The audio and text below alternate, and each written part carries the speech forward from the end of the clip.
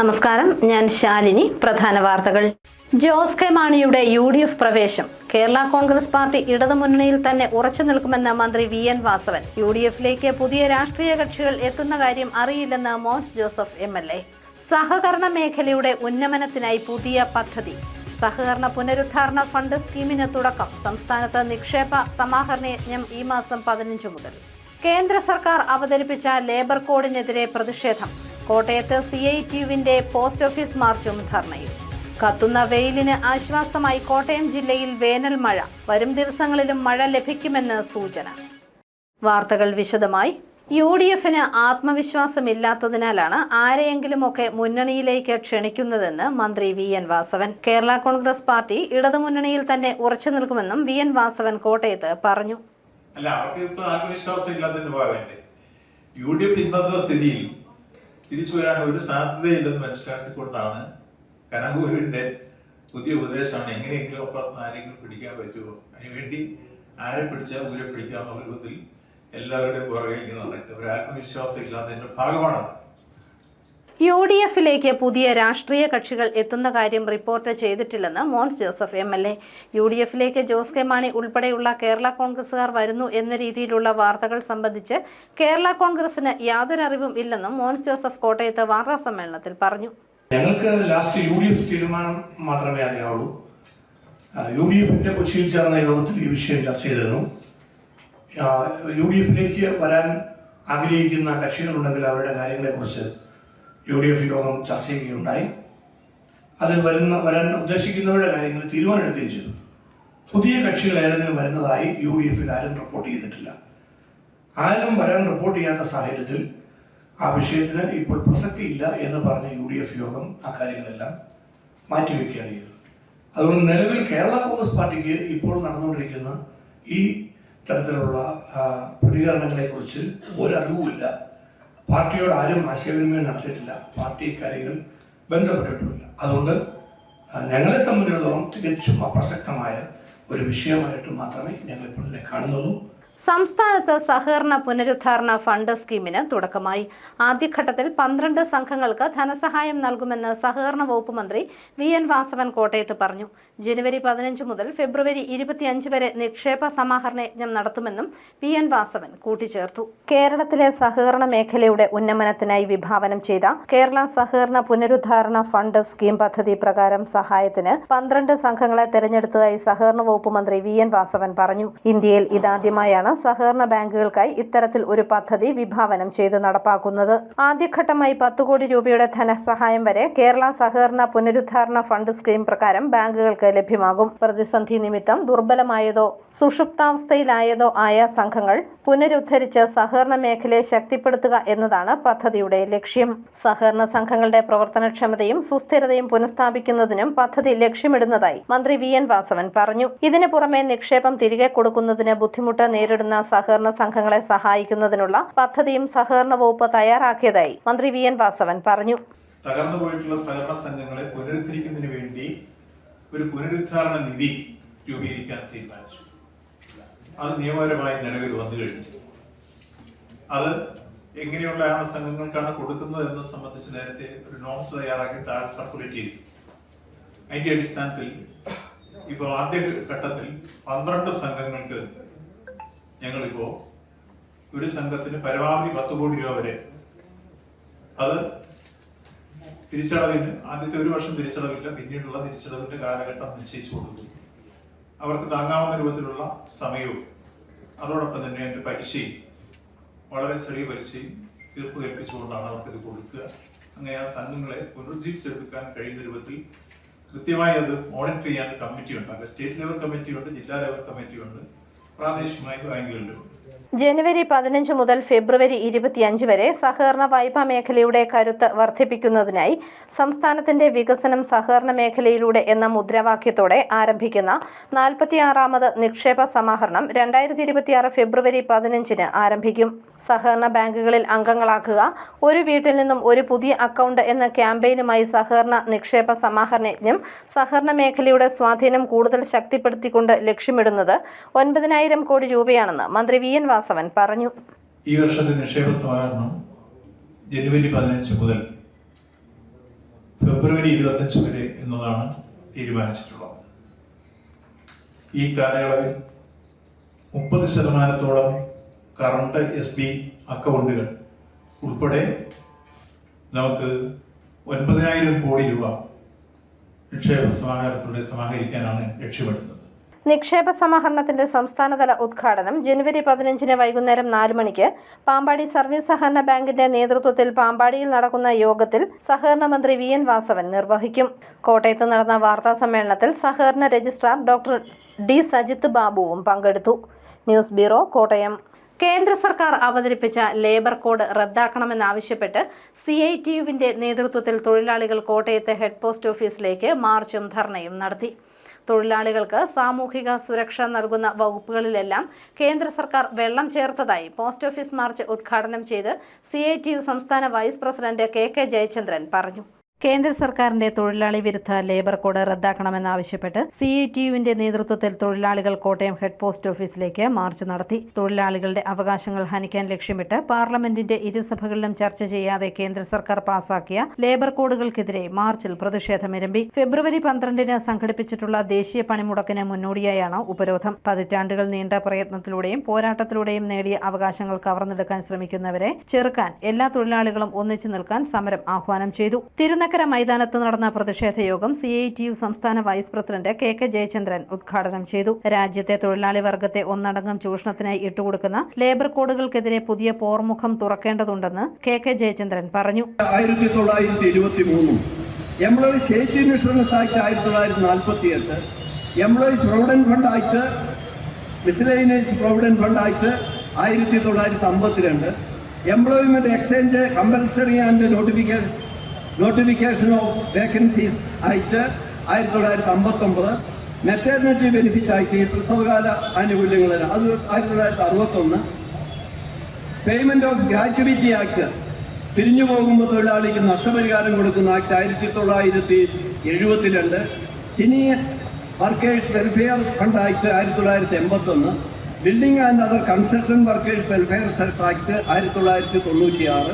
പ്രതിഷേധ യോഗത്തിന് ശേഷം കോട്ടയം പോസ്റ്റ് ഓഫീസിലേക്ക് മാർച്ചും ധർണയും നടത്തി. പോസ്റ്റ് ഓഫീസിന് മുന്നിൽ നടന്ന ധർണ മുതിർന്ന CPM നേതാവ് വൈക്കം വിശ്വൻ ഉദ്ഘാടനം ചെയ്തു.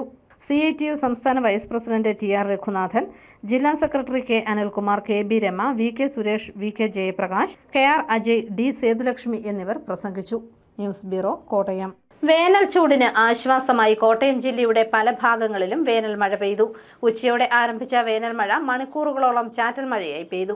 കത്തുന്ന വേനൽ ചൂടിന് ആശ്വാസമായി കോട്ടയം ജില്ലയിൽ പല സ്ഥലങ്ങളിലും വേനൽ മഴ പെയ്തു. വെന്തുരുകിയ മണ്ണിനും സസ്യജാലങ്ങൾക്കും വേനൽ മഴ ആശ്വാസം പകർന്നു. ഉച്ചയോടെ ആരംഭിച്ച മഴ ചെറിയ തോതിലാണെങ്കിലും മണിക്കൂറുകളോളം തുടർച്ചയായി പെയ്തു. കോട്ടയം, പാമ്പാടി, പൊൻകുന്നം, കാഞ്ഞിരപ്പള്ളി മേഖലകളിലും മഴ പെയ്തു.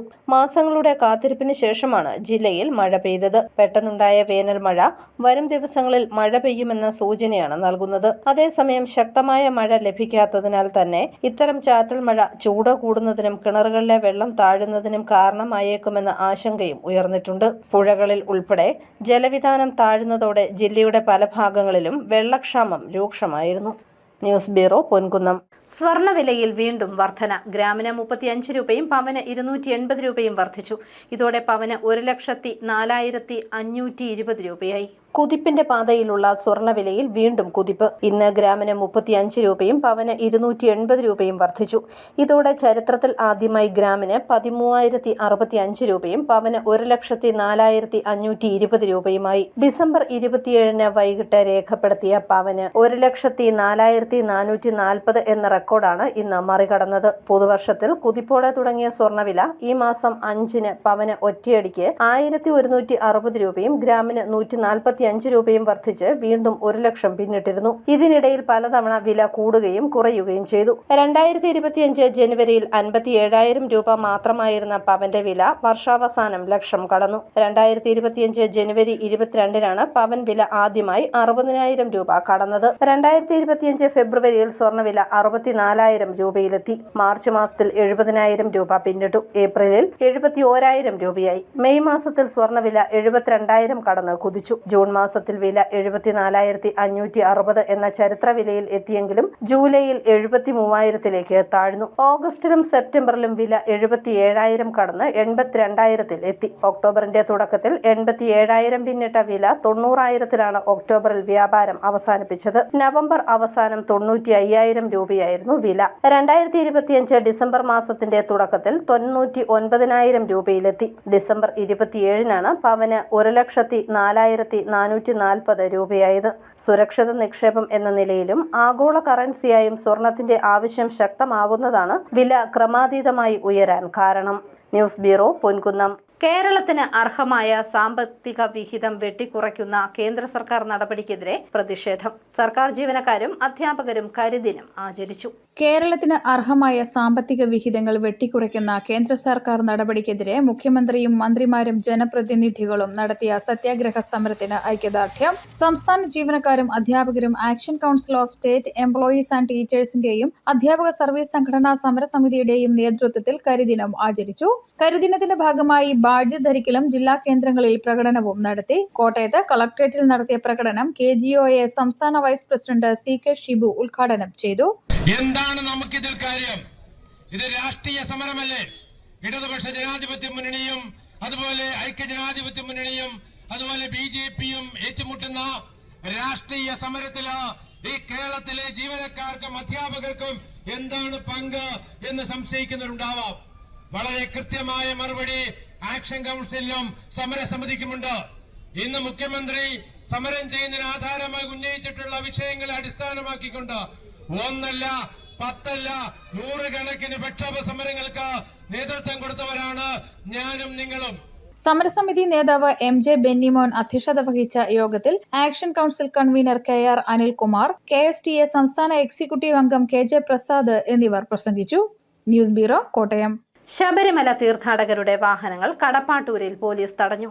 മകരവിളക്കിന് ശബരിമലയിൽ തിരക്കേറുന്ന സാഹചര്യത്തിലാണ് നിയന്ത്രിതമായി അയ്യപ്പന്മാരെ കടത്തിവിടാൻ അധികൃതർ തീരുമാനിച്ചത്. 7 വാഹനങ്ങൾ തടഞ്ഞതോടെ അയ്യപ്പന്മാരും പോലീസുമായി വാക്കേറ്റമായി. മകരവിളക്കിന് ശബരിമലയിൽ തിരക്കേറുന്ന സാഹചര്യത്തിൽ മകരജ്യോതി ദർശനത്തിനെത്തുന്ന ഭക്തരുടെ എണ്ണം ദേവസ്വം ബോർഡ് നിയന്ത്രിച്ചു. കൂടുതൽ ഭക്തർ ഒരേ സമയം എത്താതിരിക്കാൻ ഇടത്താവളങ്ങളിൽ ഭക്തരെ നിയന്ത്രിച്ചു. കടപ്പാട്ടൂരിൽ ഇതര സംസ്ഥാനങ്ങളിൽ നിന്നെത്തിയ തീർത്ഥാടകരുടെ വാഹനങ്ങൾ തടഞ്ഞു. 7ഓളം വാഹനങ്ങളാണ് പോലീസ് തടഞ്ഞിട്ടത്. ഇതോടെ തീർത്ഥാടകരും പോലീസും തമ്മിൽ വാക്കേറ്റമായി.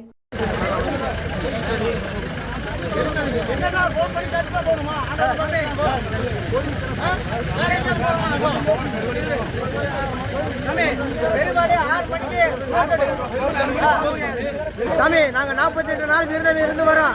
எல்லா வண்டி விட்டுட்டு நிப்பாட்ட நாங்க பெரிய வழியில் போனோம். 6 மணிக்கு க்ளோஸ் பண்ணிடுங்க. நாங்க எப்படி பெரிய அதுக்காக 48 விரதம் இருந்து வரோம். எங்க நிப்பாட்ட நாங்க எப்படி போறது? 48 நாள் சபரிமலைக்கு வந்து பக்தியோடு வந்து போகணும் இல்லையா? 6 மணிக்கு பெரிய வழியில் நிப்பாட்டாங்க. நாங்க எப்படி போறது சொல்லுங்க. ஐப்ப கொடுத்தீங்க தானா? நீங்க கேரளாக்கு வந்தா இது மாதிரி தான் மரியாதை பண்றதா? DYSP അടക്കം സ്ഥലത്തെത്തി തീർത്ഥാടകരുമായി സംസാരിച്ചു.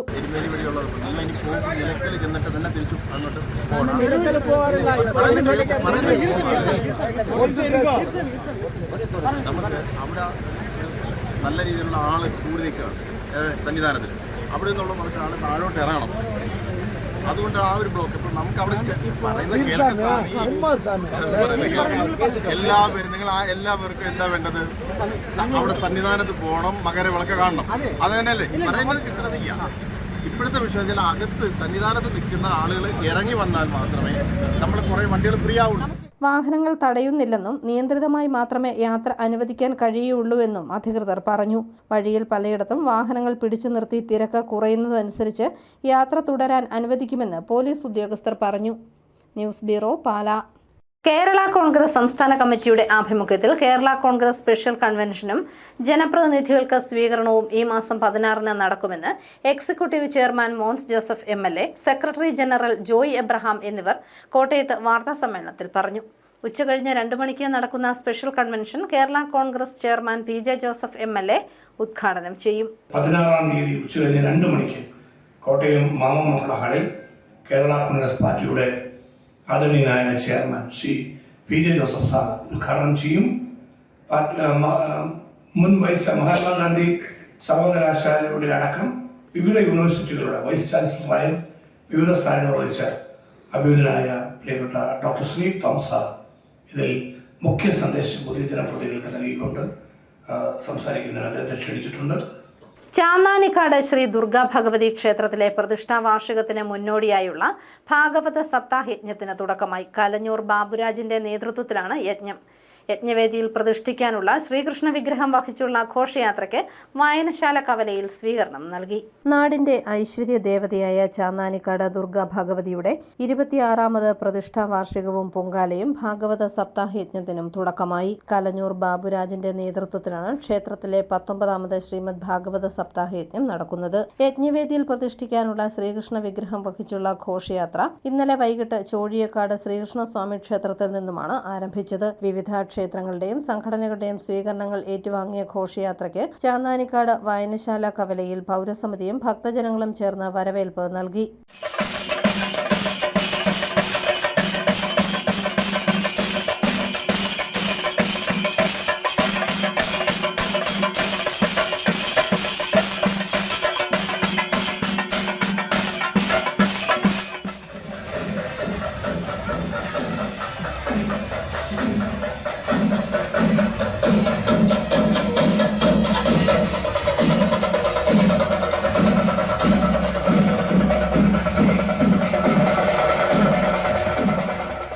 വാദ്യമേളങ്ങളുടെയും അമ്മൻകുടത്തിന്റെയും താലപ്പൊലിയുടെയും വിവിധ കലാരൂപങ്ങളുടെയും അകമ്പടിയോടെയാണ് ഘോഷയാത്ര ഇന്നലെ വൈകിട്ട് ക്ഷേത്രത്തിൽ എത്തിയത്.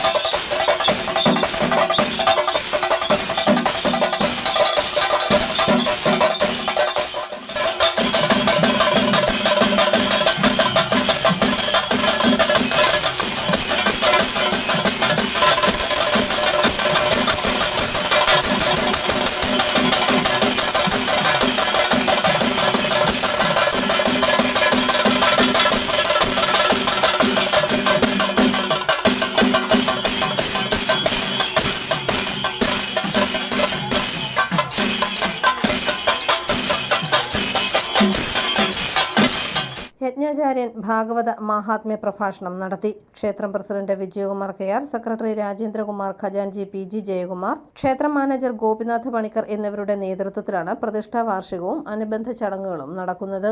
News bureau, Kottayam. ജില്ലാ മാനസികാരോഗ്യ കേന്ദ്രത്തിന്റെയും ഉള്ളനാട് സാമൂഹികാരോഗ്യ കേന്ദ്രത്തിന്റെയും സംയുക്താഭിമുഖ്യത്തിൽ ആരോഗ്യ പ്രവർത്തകർക്കായി ആത്മഹത്യാ പ്രതിരോധവും സമ്മർദ്ദ നിയന്ത്രണവും സംബന്ധിച്ച ക്ലാസ് നടത്തി. Ullanad medical officer doctor Biju John അധ്യക്ഷത വഹിച്ച യോഗം ഭരണങ്ങാനം പഞ്ചായത്ത് പ്രസിഡന്റ് സുധ ഷാജി ഉദ്ഘാടനം ചെയ്തു. ജില്ലാ മാനസികാരോഗ്യം project officer Rijosh baby, councillor Manu Abraham എന്നിവർ ക്ലാസ് നയിച്ചു. പ്രധാന വാർത്തകൾ ഒരിക്കൽ കൂടി. ജോസ് കെ മാണിയുടെ UDF പ്രവേശം. കേരള കോൺഗ്രസ് പാർട്ടി ഇടതുമുന്നണിയിൽ തന്നെ ഉറച്ചു നിൽക്കുമെന്ന് മന്ത്രി VN വാസവൻ. UDFിലേക്ക് പുതിയ രാഷ്ട്രീയ കക്ഷികൾ എത്തുന്ന കാര്യം അറിയില്ലെന്ന് മോൻസ് ജോസഫ് MLA. സഹകരണ മേഖലയുടെ ഉന്നമനത്തിനായി പുതിയ പദ്ധതി. സഹകരണ പുനരുദ്ധാരണ ഫണ്ട് സ്കീമിന് തുടക്കം. സംസ്ഥാനത്ത് നിക്ഷേപ സമാഹരണ യജ്ഞം ഈ മാസം 15 മുതൽ. കേന്ദ്ര സർക്കാർ അവതരിപ്പിച്ച ലേബർ കോഡിനെതിരെ പ്രതിഷേധം. കോട്ടയത്ത് CITUവിന്റെ പോസ്റ്റ് ഓഫീസ് മാർച്ചും ധർണയും. കത്തുന്ന വെയിലിന് ആശ്വാസമായി കോട്ടയം ജില്ലയിൽ വേനൽ മഴ. വരും ദിവസങ്ങളിലും മഴ ലഭിക്കുമെന്ന് സൂചന. ഈ ബുള്ളറ്റിൻ പൂർണ്ണമാകുന്നു. നമസ്കാരം.